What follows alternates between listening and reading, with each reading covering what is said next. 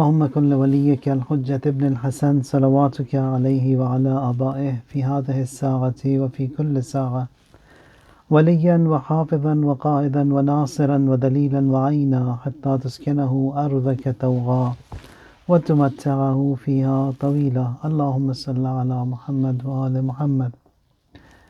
In one of these ahadith al-Qudsiyya, the Almighty, He says, Yabna Adam, لا تخافني من ذي سلطان ما دام سلطاني باقيا.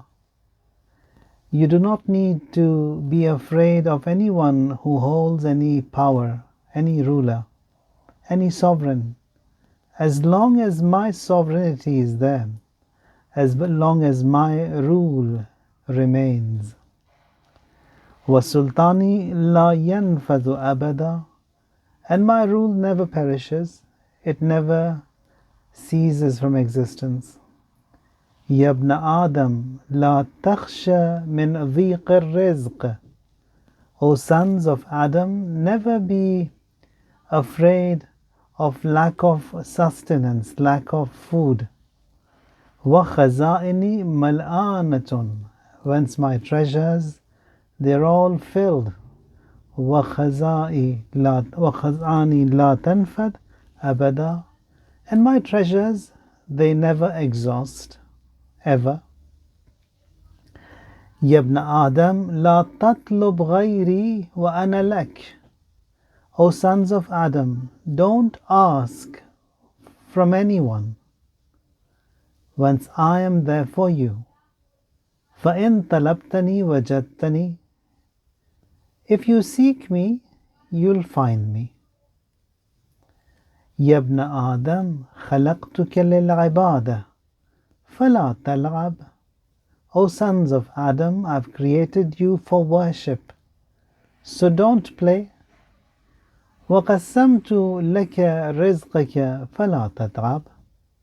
He says, I've distributed your rizq as well, your sustenance I have already distributed, so don't exhaust yourself, don't make yourself tired. فإن أنت رضيت بما قسمته لك أرحت قلبك. If you are satisfied and content with that what I have destined and distributed for you, you will make yourself happy. You'll ease yourself and your heart. And then your body also will be at ease. Your heart will be at ease. وَكُنْتَ عِنْدِي مَحْمُودٍ. And you will be praised before me. It's a beautiful hadith when Allah Tabaraka wa Ta'ala, He gives us so much of hope that everything has been distributed, whatever we need, whatever we want. And if we are happy with Him, with this distribution, we are the ones who will be praised and mahmood before the Almighty Allah. In another quote He says that Abdi Anta turid wa ana urid. My servant, you want something and I also want. وَلَا يَكُونُ إِلَّا مَا أَنَا أُرِيد. But that what I want, that will happen. فَإِن سَلَّمْتَ بِمَا أُرِيدُ كَفَيْتُكَ مَا تُرِيد. If you submit to what I want, I will give you what you want. I'll make you will suffice from what you want.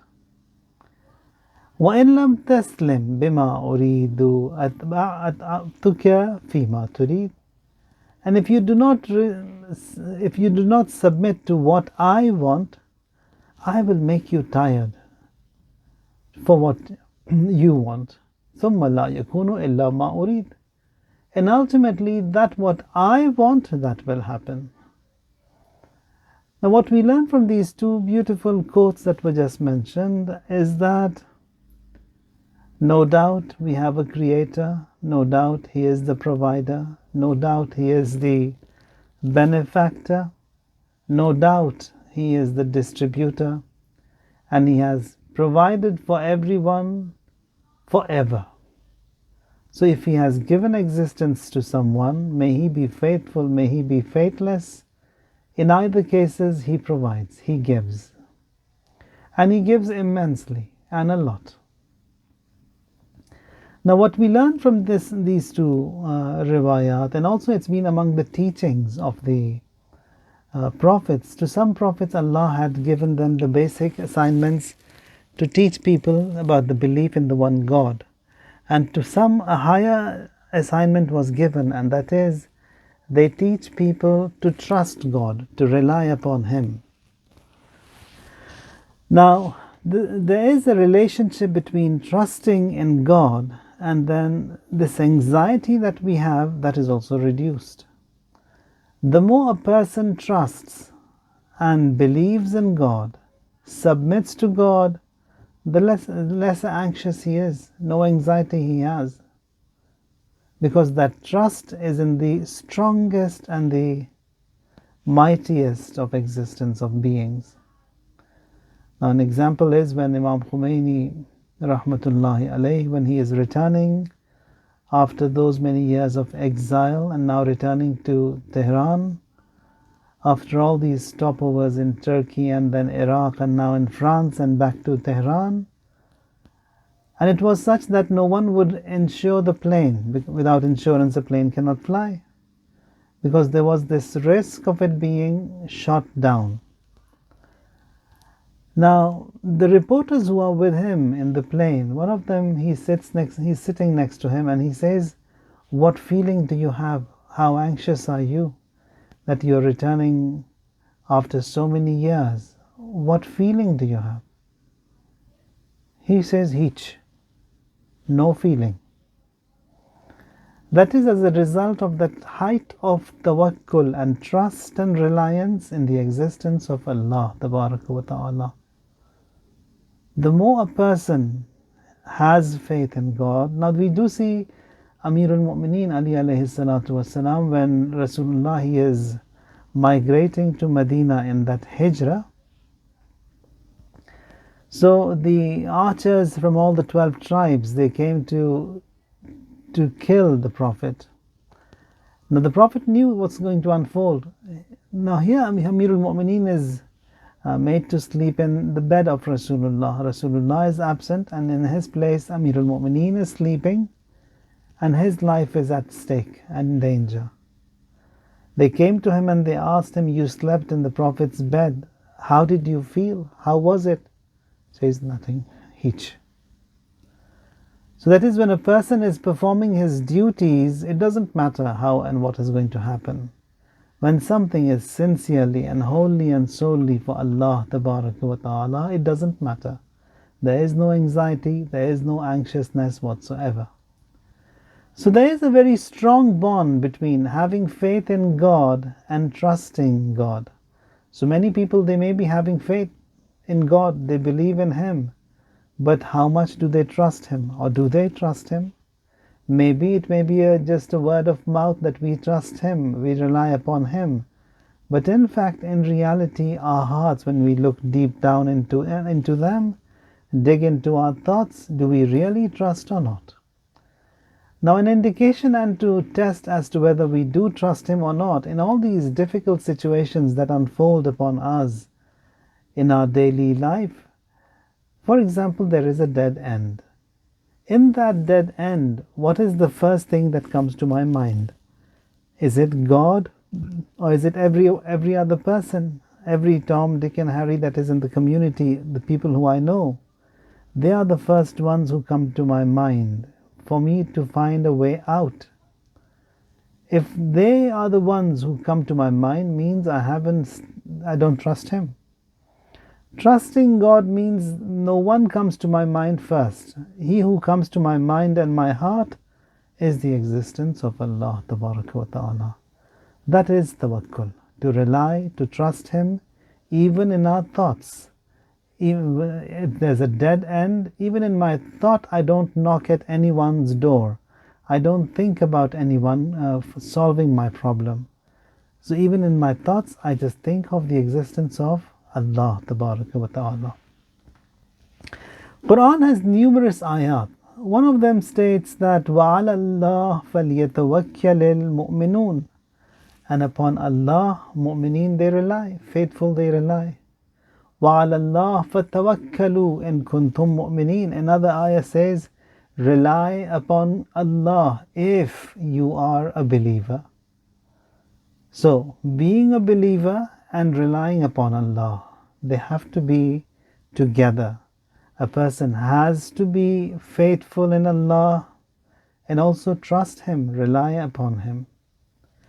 Now, when the qualities of mu'mineen are mentioned in Quran, one of the other ayat, it says, إِنَّمَا الْمُؤْمِنُونَ الَّذِينَ إِذَا ذُكِرَ اللَّهُ وَجِلَتْ قُلُوبُهُمْ وَإِذَا تُلِيَتْ عَلَيْهِمْ آيَاتُهُ زَادَتْهُمْ إِيمَانًا وَعَلَى رَبِّهِمْ يَتَوَكَّلُونَ. Mu'mineen, believers, they are those, whenever the Almighty Allah is mentioned or remembered, their hearts, they are afraid, their hearts, they are scared, their hearts, they shake. وَجِلَتْ قُلُوبُهُمْ وَإِذَا تُلِيَتْ عَلَيْهِمْ آيَاتُهُ. When His ayat and His signs and verses are recited, their iman, it increases. وَعَلَى رَبِّهِمْ يَتَوَكَّلُونَ. And upon their Lord they trust and they rely. So that's the quality of mu'mineen, that they trust the Almighty God in every phase, in every turning in our life. Now, there are different opinions among the ulama as to how they have defined this tawakkul. One of the ulama of akhlaq is Marhum Naraqi. Both the father and the son, both great ulama, and both of them have written books on akhlaq and ethics. One has written Mi'raj al-Sa'ada, the other one has written Jami' al-Sa'ada. He says, tawakkul means a person, he trusts and he remembers the Almighty Allah, he relies upon Him, and he is satisfied that all his tasks and all his affairs, they have been taken care by Him. He has surrendered everything, his existence, to Him. When you look into the Maqatil about Abu Abdullah al-Hussein, in one of those quotes he says, Taraktul khalqa turran fi hawaka. That is, I have left behind the entire creation only for you. Only for you. That is only for the Almighty God. وَأَيْتَمْتُ الْعَيَالِ لِكَيْ أَرَاكَ. And I have orphaned my children.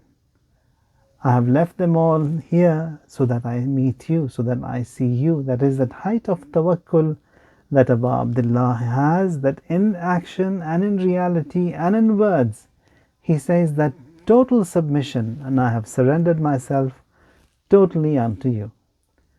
That is the first thing, that I be satisfied that all of my actions have been surrendered to the Almighty. And secondly, that is, there is no movement, there is no might with anyone, and the ultimate might and the ultimate movement is His, where we say, La hawla wa la quwwata illa billahi al-aliyyil azim. That is, whatever happens, it is in His knowledge. He knows what is happening. He knows. He is well aware of everything. So that is tawakkul. Tawakkul in the existence of Allah Tabaraka wa Ta'ala. I'll recite one or two ayat from Quran and then a little bit about Imam Khomeini. Now in Quran there are numerous ayat. One of them states, وَاتْلُ عَلَيْهِمْ نَبَأَ نُوحٍ إِذْ قَالَ لِقَوْمِهِ يَا قَوْمِ إِنْ كَانَ كَبُرَ عَلَيْكُمْ مَقَامِي وَتَذْكِيرِي بِآيَاتِ اللَّهِ فَعَلَى اللَّهِ توكلت. Says, relate to them the account of Prophet Nuh when he said to his people, O people, if my stay among you if it is hard on you, and also my reminding you of Allah's signs, I have put my trust in Allah. So upon Him I rely. فَأَجْمِعُوا أَمْرَكُمْ وَشُرَكَاءَكُمْ ثُمَّ لَا يَكُنْ أَمْرُكُمْ لَيْكُمْ غُمَّةً. That's one. Another ayah, again from Surah Yunus, there says that رَبَّنَا إني أسكنت من ذريتي بواد غير ذي زرع. Prophet Ibrahim alayhi salam, in an old age, he is blessed with a son. He takes his wife Hajar and his son Ismail to Mecca. He leaves his wife there. He leaves his son there, an infant, in a place there is no water, there is no green. Submitting and surrendering himself to the command of the Almighty, he does it. He brings her and his family to this land, Mecca. Quran says, Rabbana inni askantu min zurriyati. Lord, I have settled part of my descendants in this barren valley. A valley with no green, with no water. غَيْرِ ذِي زَرْعٍ عِنْدَ بَيْتِكَ الْمُحَرَّمِ. Besides your holy house, sacred house. Why is that? رَبَّنَا لِيُقِيمُوا الصَّلَاةِ, so that they keep up and they establish prayer. فَجْعَلْ أَفْئِدَةً مِّنَ النَّاسِ تَهْوِي إِلَيْهِمْ وَارْزُقْهُم مِّنَ الثَّمَرَاتِ لَعَلَّهُمْ يَشْكُرُونَ. And then he says that make it as such that the hearts of the people, they are fond of them, they come towards them, incline towards them, and provide them with fruit and all your bestowals. That is that tawakkul Prophet Ibrahim has, that abiding by the command of God, he leaves his family, his wife and his infant son in that barren land, and Allah provides. That provision was a result of tawakkul. The same thing we see with Hazrat Maryam. The same thing we see with Prophet, all other prophets. Wherever there were problems, in all those problems, in all those tests and trials, they trusted upon the Almighty, and the more the trust was, the higher that tawakkul was, the more the productivity also was there, and the benefits also were received to that same magnitude. Now, one of the other ayat that we have in Quran, there in Surah Hud says that in uridu illa al-islah, that I want correction, I want things to be put in order to the best of my ability. وَمَا تَوْفِيقِي إِلَّا بِاللَّهِ. And all my success, that also lies upon Allah Tabaraka wa Ta'ala. عَلَيْهِ تَوَكَّلْتُ وَإِلَيْهِ أُنِيبُ. Upon Him I rely and to Him I return. That is again another ayah regarding tawakkul in the Almighty Allah, and we have many ayat in Quran that invite us towards tawakkul. Now, one of the other ayat that we have says, فَقَالُوا عَلَى اللَّهِ تَوَكَّلْنَا رَبَّنَا لَا تَجْعَلْنَا فِتْنَةً لِلْقَوْمِ الظَّالِمِينَ.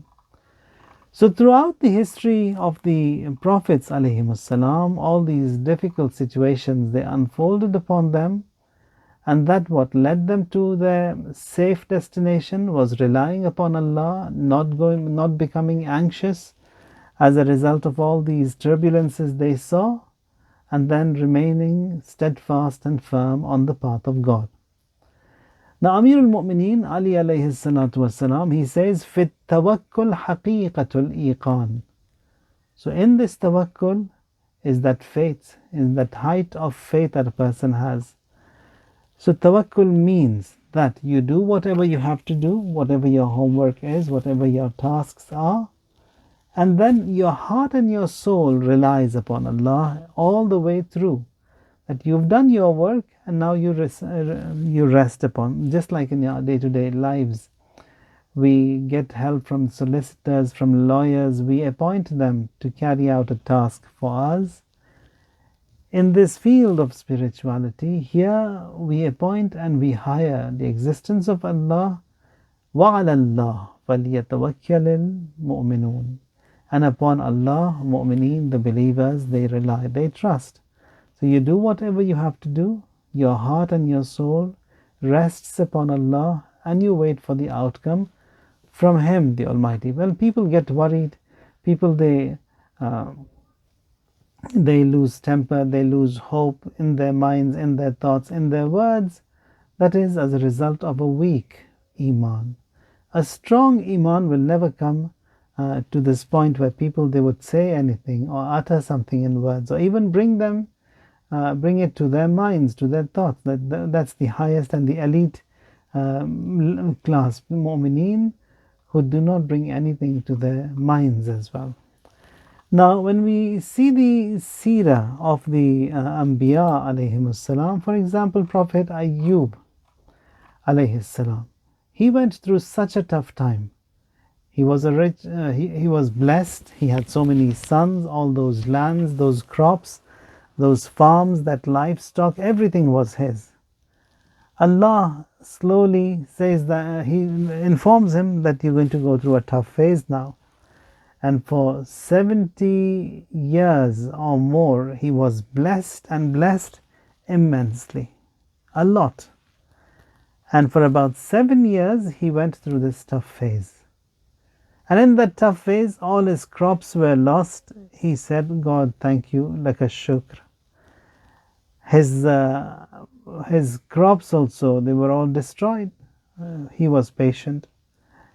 And then all of his sons, wonderful children he had, all of them, they died instantly under a roof when it falls on their head. All of them perished. He was still firm. He was patient to the Almighty. He himself was afflicted with all kinds of diseases and illnesses. Again, he was patient. He says that Inni massani ad-dhur wa anta arhamur rahimin. You are the most merciful of the merciful. So all those tough phases Prophet Ayyub went through, and then he had another test to give. And then at that point he comes and says that, God, I was patient all these years, but this one, that is that last test, when the wife, she went and she sold her hair just to get 2 pieces of bread for her husband, for him to survive. At that point he breaks and he says that, God, I've been patient all these days, but that wife going and selling her hair for me to survive, this was difficult for me. Allah says, was it you who were patient, or was it me who gave you that sabr for you to be patient? There, when we look into the seerah of Rasulullah, he says, Ma udhiya nabiyyun mithla ma uzit. No prophet was ever hurt and harmed so much as I was. Even in those difficult situations when people, they used to hurt the Prophet, harm him, and torture him, throw rubbish at him, there he says that, Allahumma hdi qawmi fa innahum la ya'lamun. God, have mercy on them, God, guide them, because they don't know. That is our Prophet of Islam, that even in those most difficult, toughest of situations, he prays and asks Allah to guide them, says they don't know, don't punish them, God, they don't know. So, tawakkul means to rely upon Allah Tabaraka wa Ta'ala, and that our heart and our soul rests upon Him in all walks of life, and we believe in Him. And Prophet Ibrahim alayhi salam also, when he was put in that minjaniq, in that swing, and is about to be thrown in that fire, Jibreel descends, says, Alaka hajatun. Do you have any wish, any haja? He says, not from you. And then says, my Lord, He knows what I'm going through.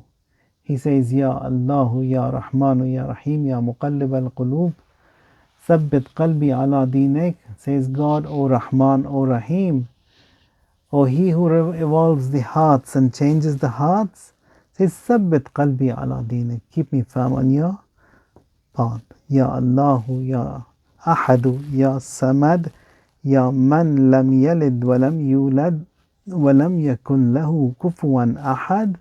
The moment he utters that, Allah says, Ya nar kuni bardan wa salaman ala Ibrahim. Fire, be cold and peaceful upon Ibrahim.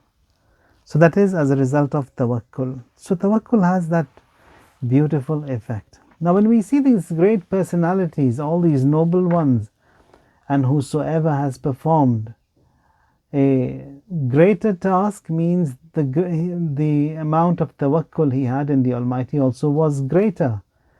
as a result of which a greater assignment was given to him. Now, one of the miracles that has taken place, and we were all fortunate to see, it's the outburst of Noor, and that is the Islamic revolution that comes into existence, which said by Imam Khomeini rahmatullahi alayh that it is a stepping stone towards the arrival and the return of Imam Mahdi alayhi salatu wassalam. Now, when we look into this, the lives of these great personalities, there is a hadith from Imam al-Sadiq alayhi salam. Imam says that in the Zikr al-Salihin Tanzil al-Rahmah, that when you remember the noble ones, when you remember the Salihin, Allah's mercy descends. What brings these great personalities to these highest of ranks and stations in this world?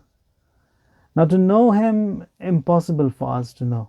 Says even what the magnitude and the impact of this Islamic revolution on the surface of this earth and the personality of the founder of the Islamic Republic, no one would know. It would take another 2 centuries for people to slowly try and understand what happened.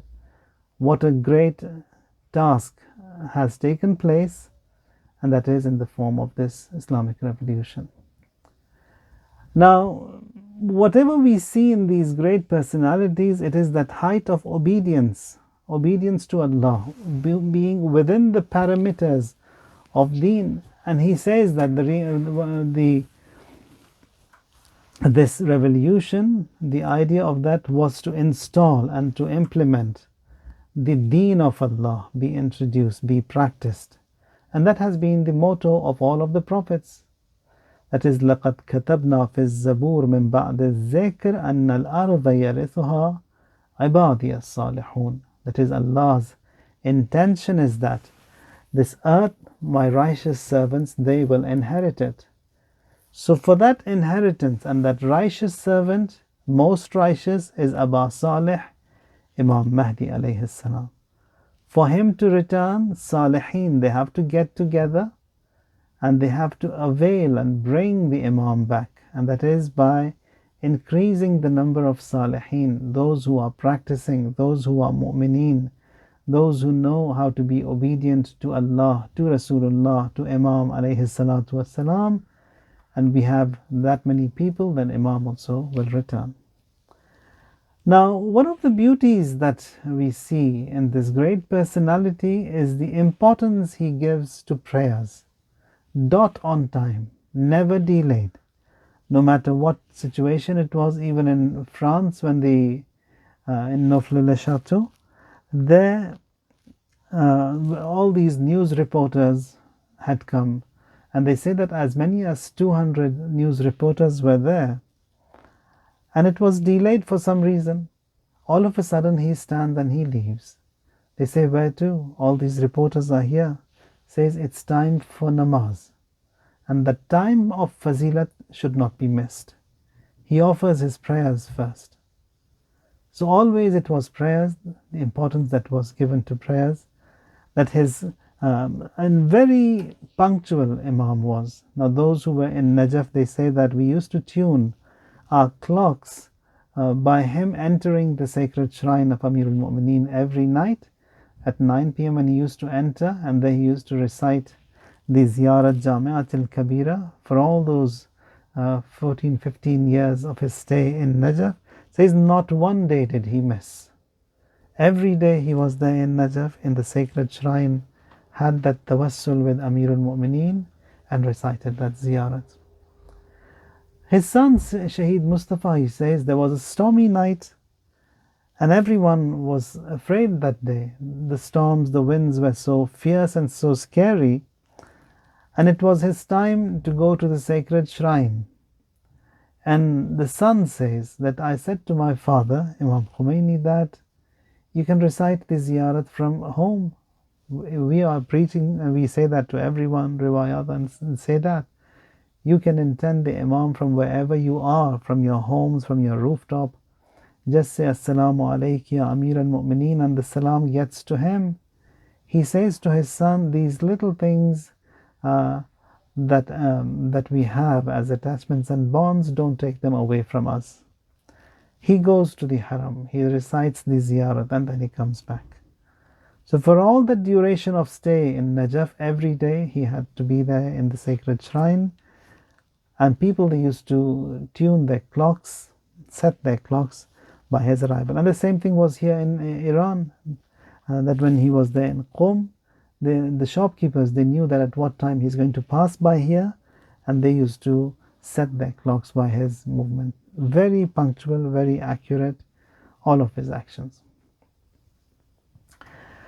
Now, when we look into the seerah of this great personality, there, even in France, the policemen who were in charge of the security, they also used to tune their timings by his actions, that at a set time he had to go to lead the prayers and then come back, and it was always punctual. Now, the greatness of these, one of the children, 6 years, 7 years old, he writes a note to Imam Khomeini in Najaf and says that we came to your office, I wanted to see you. The child says, he says that they didn't let us in. When can I see you? If you can give me an appointment. He writes a note to this young child and asks his office to go and deliver it to his house. And the reply is, Bismihi ta'ala, dukhtaram, namat ra khandam, mutala'a kardam, to har waqti ke dilat mi khahad mitunid biyayid inja. My daughter, I've received your letter, I've recited your note, I've read your note. Whenever you want, you can come here. And he makes sure that everyone is informed, and whenever that little girl wants to come and see him, is allowed to see the Imam. Ridwanullah wa rahmatullahi alayh. So kindness also, it's one of those attributes and qualities that you see in everyone who is connected to the Ahlul Bayt alayhimus salam. The more, the stronger the connection is, the kinder these people are. All of our Maraja' Taqleed, these great ulama that we have faith and believe in, and the ranks that Allah has given to them, it is as a result of this kindness and then getting connected to Rasulullah sallallahu alayhi wa alihi wasallam. Now, one of his people in the office, they come and tell him. Now, he was very punctual to sleeping at what time every night? 10 o'clock, 11 o'clock. That was his bedtime. He slept for about 4 hours, and an hour and a half before Fajr he used to wake up. Now, that night, Bani Sadr, the president of Iran, he had fled. He dressed like a woman and like the wife of Rajavi. Now, all these were munafiqeen, the hypocrites. He flew him from Tehran to Paris, and then he came back. Rajavi came back. Now here, Imam Khomeini was informed that he has fled away. He says, now it's time to sleep. It's my bedtime, my resting time. By him, if I just sit up and wake up and worry, what's going to happen? That what would happen is that all my programs and schedules that I have for tomorrow, they'll be messed up. So what has happened has happened. What is to happen will happen. There's nothing to worry. You just be within the framework, be obedient to Allah, and just do your duty. Everything will be fine. That is that height of tawakkul. That is, be within the framework, be obedient to the Almighty, and everything will fall in place. Now, one of the other beauties that we see in this great personality is that there were many plots to kill him. There was a coup d'etat, and it was known as the coup d'etat Noger, when they wanted to blow up where he was residing. And then when they found out that much of TNT has been found next to his house, the security escalated. They came to him and they said that we want to move you away from this place, and if you could move to another spot, safer and also these planes of Saddam or anyone else, they could come and bomb this place. In reply, he says that Magar khun man rangin tar az khun mardum jamaran ast. Says, is my blood, does it have more color than the blood of people living here in Jamaran, in this place? He stays there. And then in those last days, when Saddam had started to bombard cities, the doctors, the team, they were worried for him, being a heart patient. They come and say that let us check your ECG. He says in reply to the doctor, you check your own ECG. There's nothing wrong with me. I'm fine. They check and they'd find no turbulence whatsoever, no anxiety, no anxious whatsoever. That is that height of tawakkul and trust in Allah Tabaraka wa Ta'ala, that nothing shakes them, nothing fear. They have no fear, they have no worry. Now, when they were living in exile in Neaufles-le-Château in France, now the khadim, who is the caretaker and who does the shopping, the grocery, now Imam Khomeini, he was very cautious what is bought and how much is bought, and as they don't hold too much food and vegetable, etc. He says that this person who went to buy the fruit that day, there were 2 kilograms of oranges. He says that, why did you get so many oranges? We don't need that many. He says in reply that they were cheap today and there was a special offer, so I got a lot. And it will be enough for us for a few days. Then we don't need to go every day. He says, go and return them. We did not need them. So you've done 2 sins over here. First of all, things that you did not want, and you've hoarded something beyond your need and requirement, 1 sin. And the second sin you've done is that there might be people here in this town who wait for these offers, for prices to go down, and then they buy this fruit, and then you've seized away their rights. They don't have the opportunity to buy that again. He says, what do I do? Imam Khomeini says, go and return the fruit. He says, that's not possible. They don't take fruit back. Says the other, if you want this sin of yours to be forgiven, peel them and feed these oranges to those people who have never eaten these oranges or who have no access to oranges. So that is how delicate and accurate these great personalities are in when it comes to consumption of wealth and these public properties, and that much delicacy no one of us will ever. We generally go and see that where there are deals and offers, we get a lot and we hoard. Now here they look at it a different way. So that is the greatness of these great personalities. Now, one of the other things is that whenever he got time, he used to recite Quran as little as a minute or 2 minutes of a spare time, free time he used to open Quran and then recite a few ayat. For example, if the table was to be laid or there was a delay in putting the table and the food there, in those few minutes he would recite Quran. In the month of Ramadan, every activity was shut down, every activity was closed. Even in the days of the imposed war, office was closed. Only those emergency meetings with the officials were allowed. For public, it was closed because it is the month of worship. And in that old age of his, and in the month of Ramadan, he used to recite 1 Quran every 3-4 days. So that is that love that he had towards this glorious book.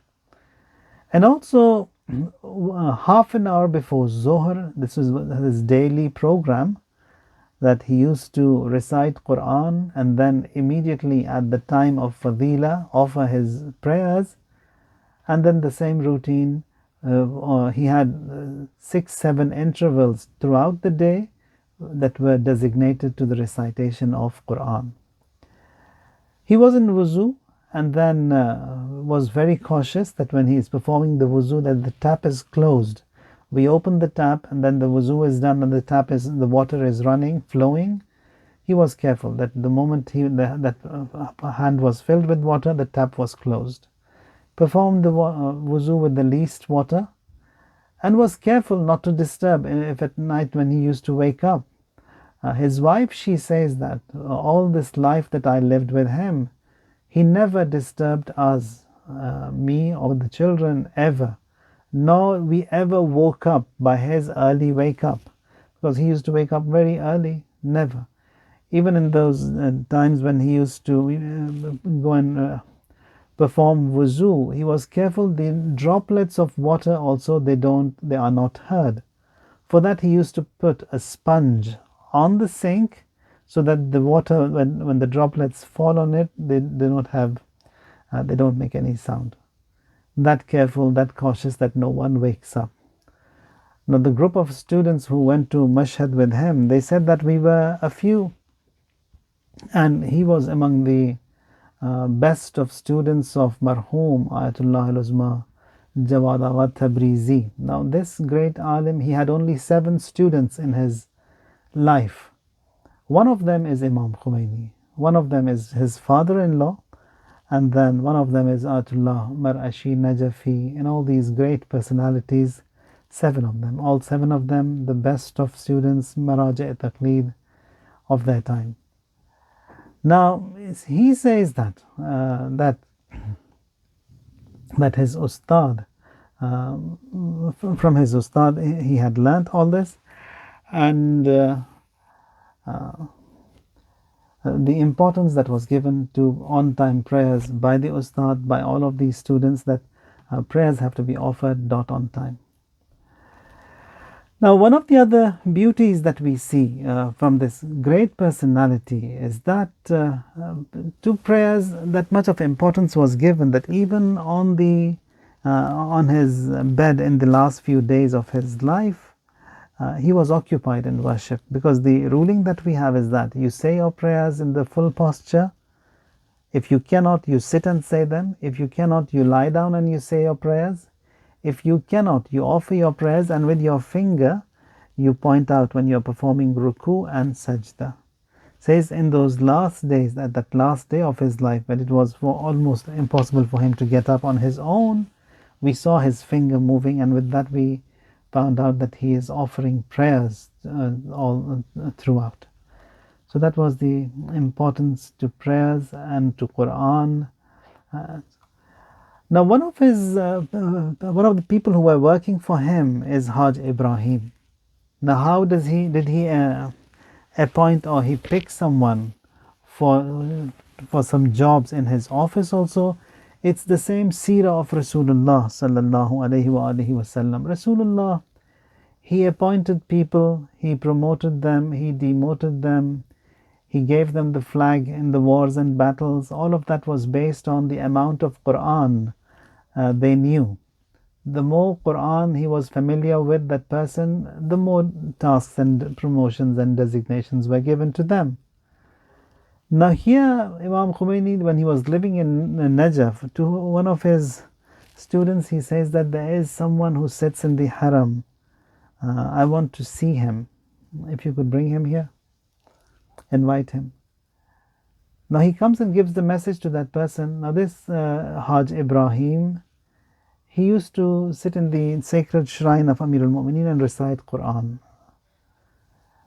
He says that when the message came to me, I got scared that what wrong have I done? Maybe I did something bad that he is calling me, this great Marja' Taqleed.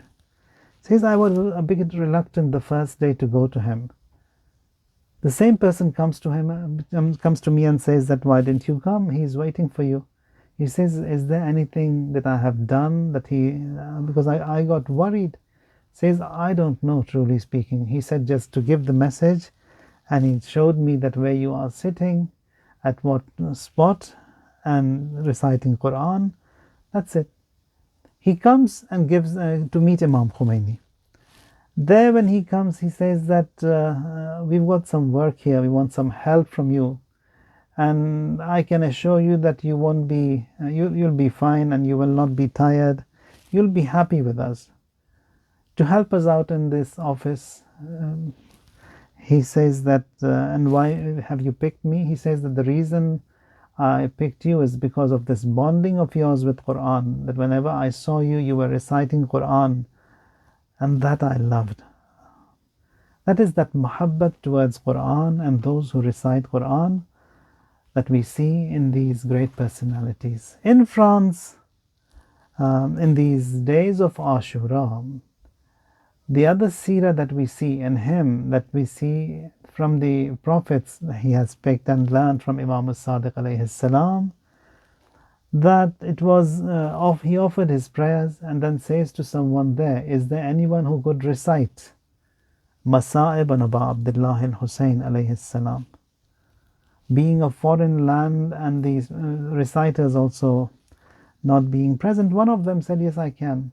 And then he comes forward, and they say that we were cautious to see, he brings out his handkerchief. He had a special handkerchief that is only for the tears that are shed for Aba Abdullah al-Hussein to be wiped with that. And that has been the seerah of our great ulama, that they had a special handkerchief only for the aza of Aba Abdullah al-Hussein, which was buried with them after their demise.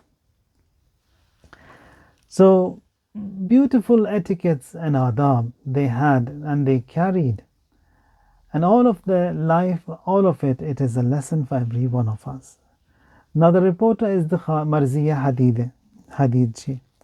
She says that I was careful and I saw that whenever he's eating, he picks up the spoon of food that he wants to eat, and then there's a Bismillah before that, there is a dua that he utters and says, and slowly and very gracefully and gently he eats. And then she says that I was there helping his family in his house. One day there were a lot of guests, and all of a sudden I see that Imam Khomeini has come into the kitchen.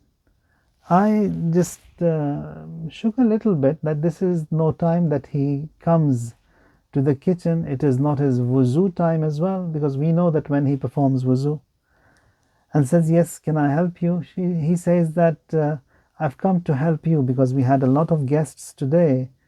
So either you soak these dishes in soap and I will wash them, or one of the tasks you do and the other I will. And he stands there and he helps them out. And an old man in his early 80s.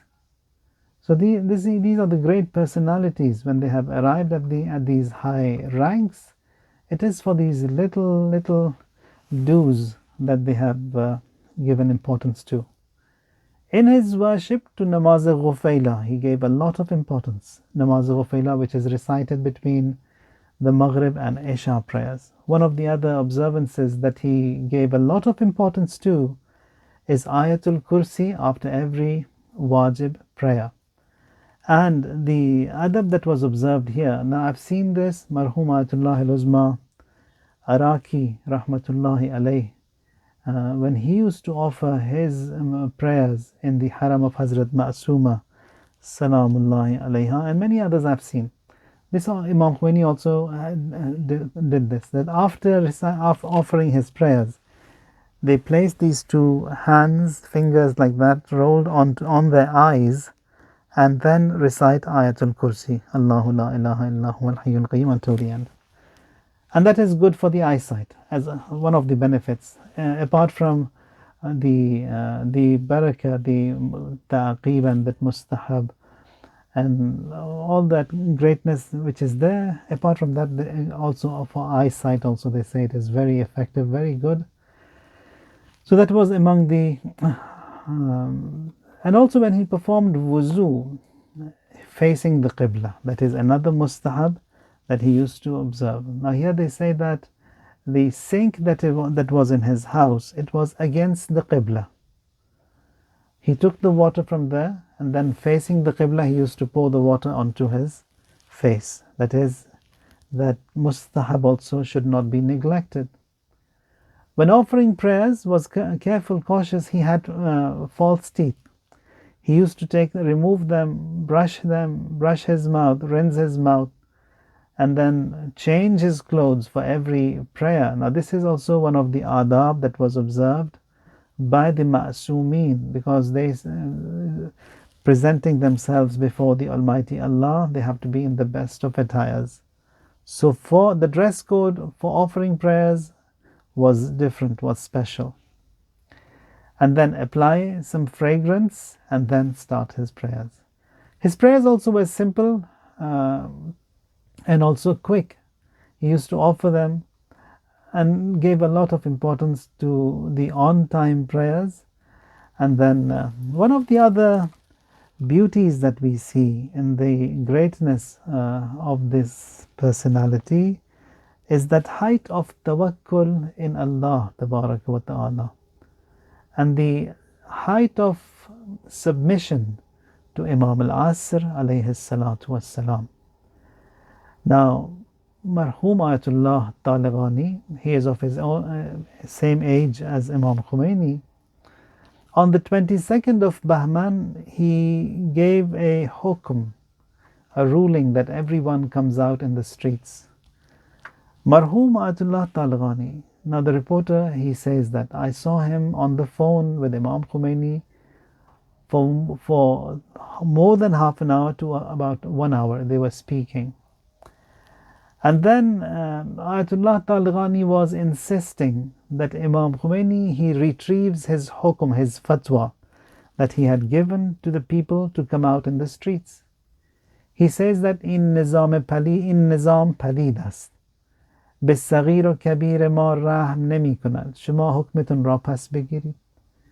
Says this rule, it's nasty, it's very zalim, oppressive. They have no mercy to no one, to neither the young nor the old. We request you that you retrieve and you take back this fatwa. He says that I insisted and I insisted and I insisted and I could not convince him. And when it was at the end, when I was saying to him, Imam Khomeini just says one sentence. Says, Aghay Talghani, shayad in hukm az taraf Imam Zaman bashad. Says, Aghay Talghani, maybe this order has come from Imam Mahdi alayhi salatu wasalam. He says, the moment he said this one sentence, I shook and I could not continue and I put the phone down. So that is that height of tawakkul in Allah, submission to Imam al-Asr alayhi salam, and all these great incidents and events that take place in this world. The greater the event, the greater the support system also is there. That is from Imam al-Asr alayhi salatu wassalam. Now even in those days when he was in France, the munafiqeen, they had plotted there to shoot him, to somehow kill him.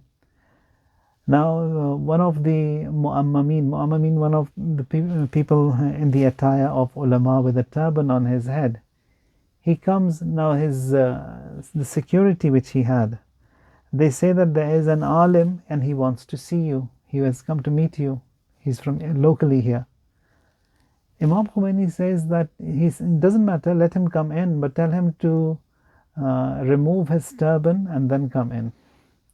He removes his turban and there was a gun that was hidden in that turban.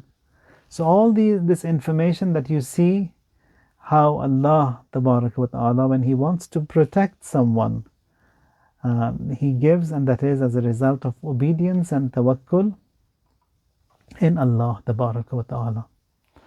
Now if you recall your memories in the Jum'ah Khunin, that was the year 1366, about 34 years from now, 2 years before his demise.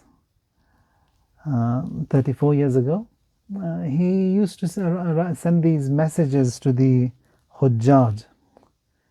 And that day, now this message was written by Imam Khomeini on the 1st of Zil Hijjah.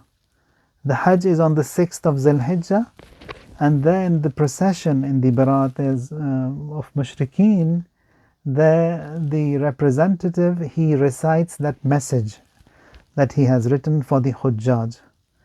Now, they say that now the delegation that has come to Mecca and to Medina, they were very happy this time. They said this time the treatment that we were given, it was different. How we were greeted at the airport, or the representative of Imam Khomeini at that time, it was Sheikh Karoubi.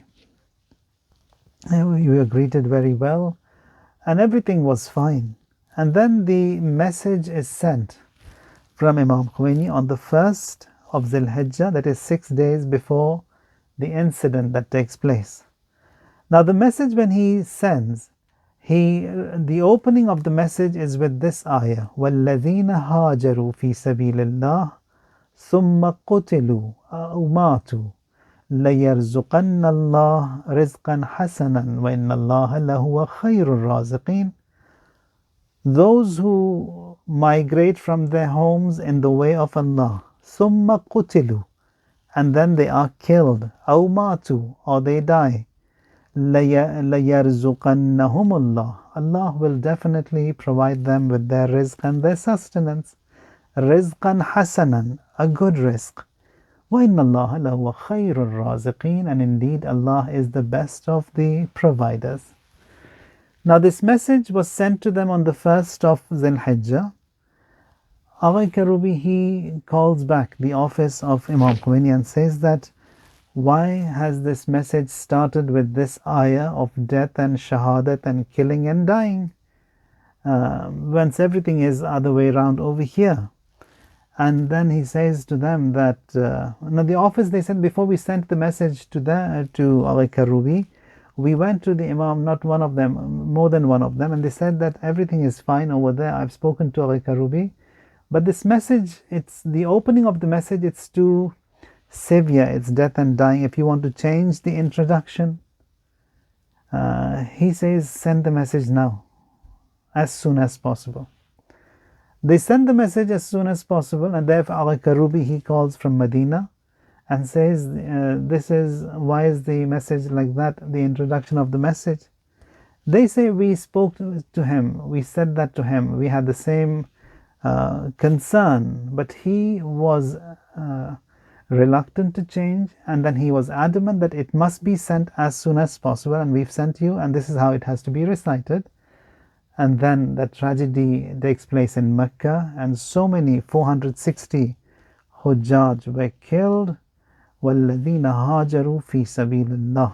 That is everything that is unfolding.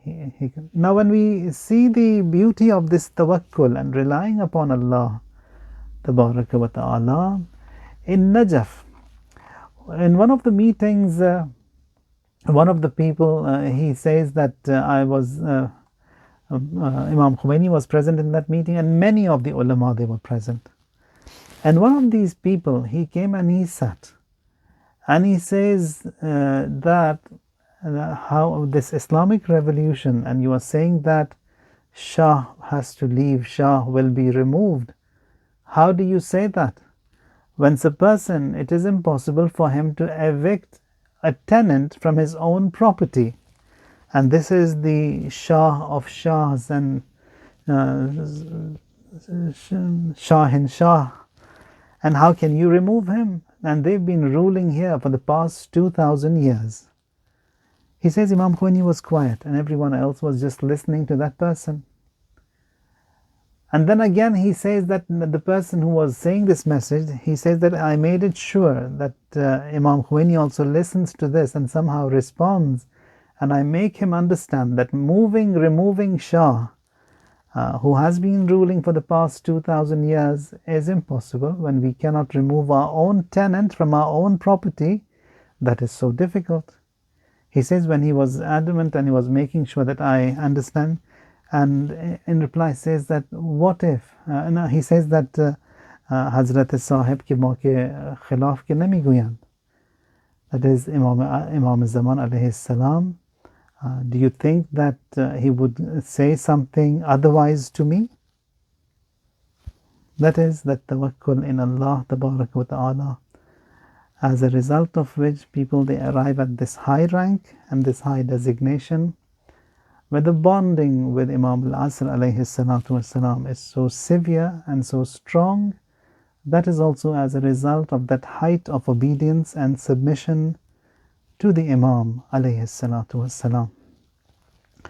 وسبحان ربك رب العزة عما يصفون وسلام على المرسلين والحمد لله رب العالمين. اللهم صل على محمد وآل محمد وعجل فرجهم.